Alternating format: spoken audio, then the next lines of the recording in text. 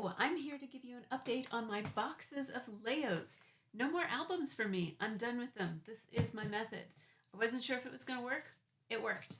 I have moved all of my layouts out of expensive albums and into these inexpensive boxes from IKEA. They come flat like this. You do have to put it together. Only the lid is pre-assembled. And it looks like this. I have two extras. And I've been using these for almost a year, and I really like it. It's been working really great for me. So I have my layouts organized by year, and I wanted to show you what I've been putting, how I have them labeled. I have used these white Post-it notes to label my boxes because I wasn't sure exactly how I wanted to do it. This does seem to be working for me, so I'm going to walk you through. I hope that you can see what this one says. So each box is labeled with the years of the layouts inside, July 2012 to March 2014. It has the age of my kids during this time frame, so Liv was 7 to 9 years and Sophie was 5 to 7 years. It says here that there are some PL pages mixed in. It includes 2 trips to New York and a trip to Boston. Some of my all-time favorite pages from July and October of 2012 are in this box. This box is the equivalent of 6 albums and holds 138 layouts. Man, that is awesome. So let's take a look inside these boxes. We have an index sheet. I'll show you that in a minute. And then we have all of these layouts. This is what 138 layouts looks like. And if we were to pull them out, you can see that each layout is in its page protector. Each page protector holds 2 layouts. I have numbered the tops of the page protectors. So this is page protector number 21. This is so that if we're looking through these, my idea is that I might be able to take these out in the living room and hand them around, and people will, you know, if ever we want to reminisce or look through them, can take them out, and it's easy to know where to put the layout so that it stays in order. So this is page protector number 21. So it goes right here between 21 and 22. And now it keeps its order. Any double pages I have tied together with paper ribbon so that it stays intact and you can still see the entire layout. This is 46 and 47, so it goes right here. What I did more recently was I came up with these index forms. Now, because I have a YouTube channel and have been on design teams, I always take pictures of all of my layouts. So I already had photos of almost all of my layouts. Now my older ones, I didn't have photos of and had to take them now. But most of these, it was just a matter of going to find them and whoops, all right.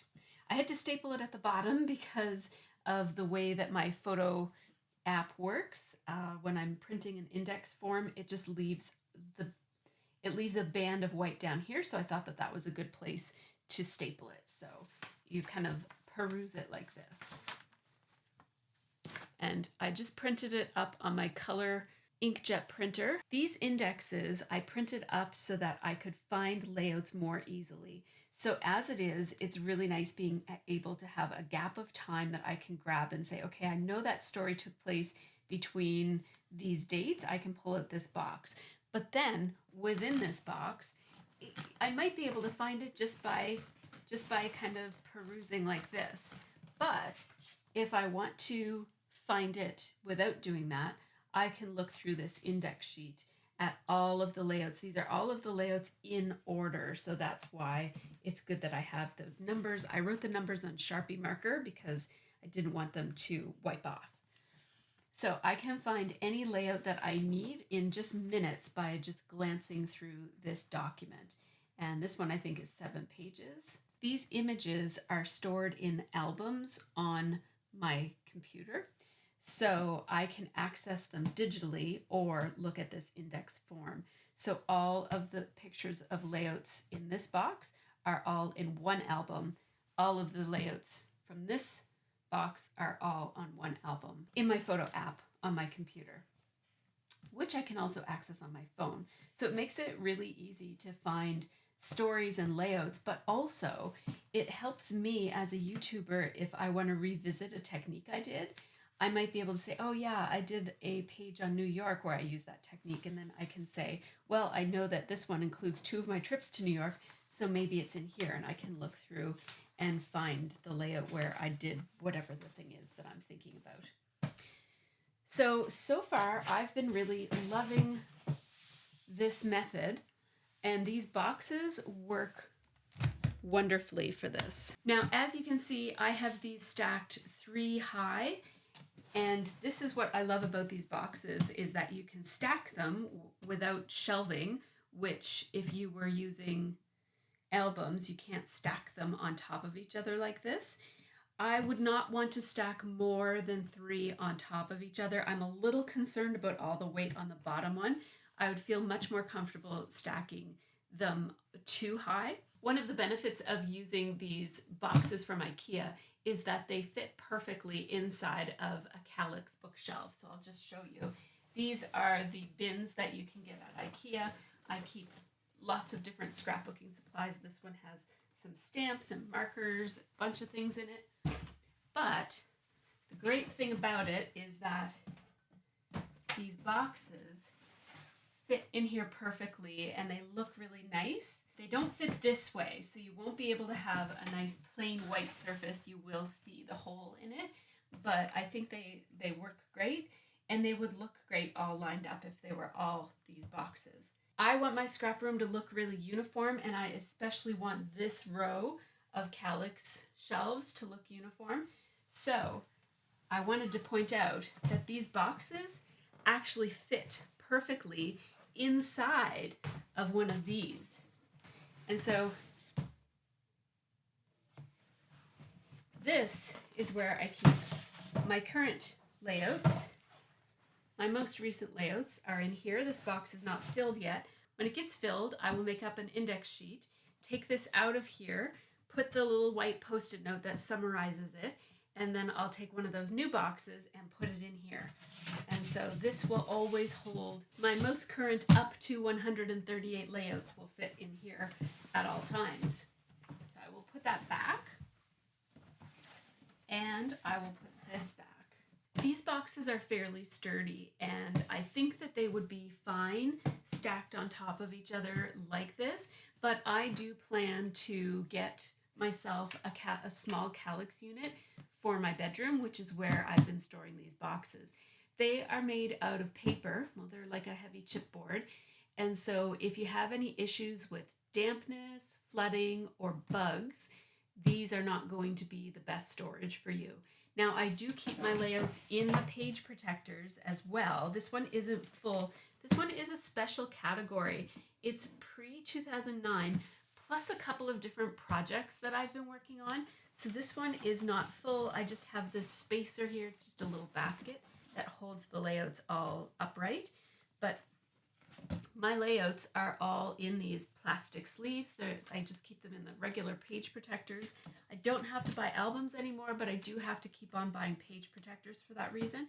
And I think that if I ever had trouble with flooding, I mean, these are on the top floor of my house, so I don't think I'm ever going to have a problem with flooding, but if ever humidity or something is an issue, I think having them in the sleeves is really important.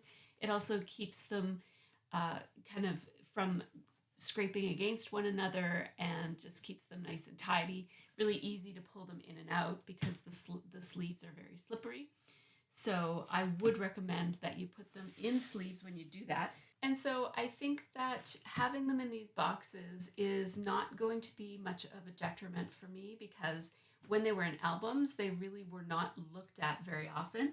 And 4 albums can fit on a Kallax shelf, and up to 6 albums can fit in one of these boxes that also fits on a Kallax shelf. So if you have a lot of layouts to store, that space makes a big difference. And so the efficiency, I think that this is about as efficient as you can store layouts in terms of getting them into the smallest footprint. So I really like that about this approach. One of the downsides of using this approach is that I no longer have albums that I can sit and have them on my lap and flip through or show to guests. And so if that kind of an experience is really, really important to you, then this will definitely not be for you. I found that when they were in albums, nobody ever looked at my layouts.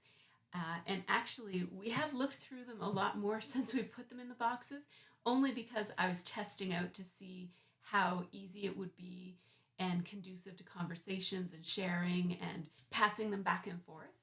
And I actually found that this is a much more interactive way of looking at layouts, because with a big book, it's sort of like somebody sits down and they look through it, and sometimes they're, being polite and trying to look at everything, and it's just big, right? It's sort of like when you've got the big album in your lap, that's all you're doing. Whereas I think that when you pull out a box, take off the lid and just hand them around, some people are sitting on the floor, some people are sitting on the couch, and you're just kind of like handing around a couple of pages, and then you look at those pages and pass them on to someone else, and they get kind of there's a lot more opportunity for storytelling and asking questions and laughing. You can put them down for a few minutes and talk about something completely different and then go back to it. It's not such a formal experience, and I really like that about it. Now, they do get handled more, and so if you have adhesive that's dried up and things are popping off, then that's another thing to consider. But I found that putting them into the boxes gave me a really good opportunity to re-glue some things that had come loose. I'm going to be keeping these up in my bedroom, and just for aesthetics, I think I'm going to put them in a calyx. I'm going to buy myself a 2x4 cube calyx unit, and I'll be able to fill 6 of them right away, and then I'll have 2 more that will hopefully last me a good long time. After that, I'll have to think about what else I might want to do. But yeah, this approach to storing my layouts has been working really well so far. So I just wanted to film this video because it's been asked for a lot, and I just wanted to take my time and really experience what it's like having my layouts in this format before I went ahead and made a comment about it. So thanks so much for watching. Take care and have a really great scrappy week.